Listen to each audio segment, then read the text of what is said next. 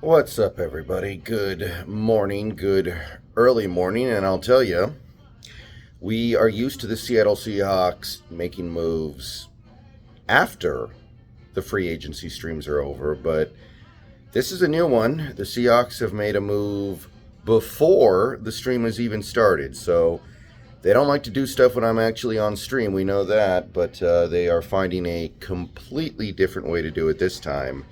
It is just after 7 a.m. here. I'm at the gym, just getting in a pre-stream workout. And yeah, the Seahawks have actually gone ahead and done something. Nick Harris, offensive lineman, formerly a Washington Husky, so it is a homecoming for Nick Harris, has signed a one-year deal worth $2.5 million base with about $750,000 in potential incentives, so up to 3.25, and I believe that will be the cap hit for now. So Nick Harris, I remember when he came out of Washington, scouting him a little bit in that, I think it was the 2020 draft. He's certainly undersized. When he came out, he was like 293, I think. I think that was his weight. Undersized even for a center, which is traditionally the lightest of the offensive line positions. But with that lack of weight does come great mobility, and that was something that he brought to the table when he was at Cleveland last year. He played like 300-something snaps for the Browns last year when Posick was out, and he offers center and right guard versatility. He was I think he played about as many snaps at right guard as he did at center for the Browns over the last 4 years. And he's certainly not a stellar player, but he did play pretty well last year.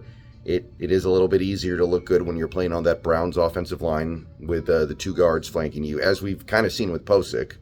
Posick's become a much better player in Cleveland, partially because he does have those teammates, but what he does bring to the table for the Seahawks is a great scheme fit because he is a very mobile center. He is somebody who can play in space, somebody who can lay blocks at the second level. The Browns even used him as a fullback occasionally, I believe. So this is a signing that does make sense as depth.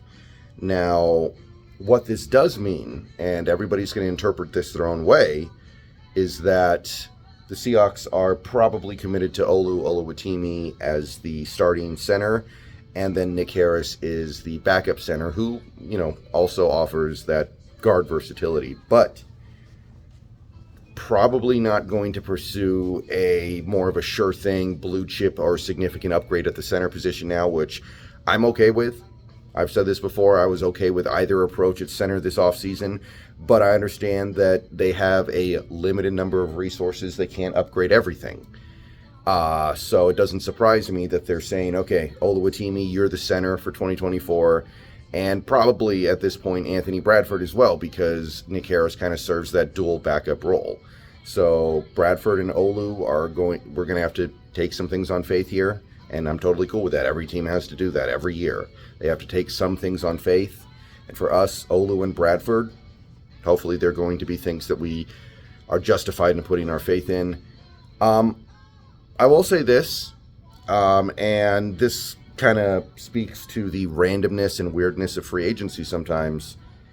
There is something a little bit not ideal about looking at the market this year and last year and saying, okay, we just spent 3.25 on Nick Harris, who is a backup who did play a decent amount last year, but a backup, when we got Evan Brown for $1 million less last year to start.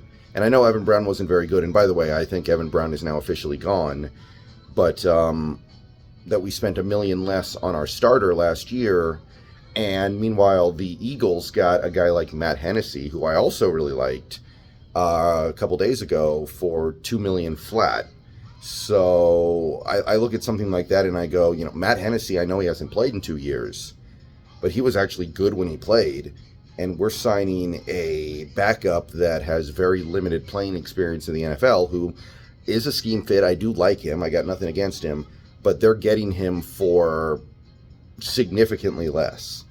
So that kind of stuff throws me off sometimes. But at the end of the day, it's still a very small deal, and it helps fill out the roster. So I'm not going to split hairs over like $1 million or $500,000 or anything like that. All right. Seahawks sign Nick Harris, going to be your new backup center with some guard flexibility. $3.25 million is probably what it's going to count against the cap, and that's the latest. So see you guys on stream in a couple of hours here.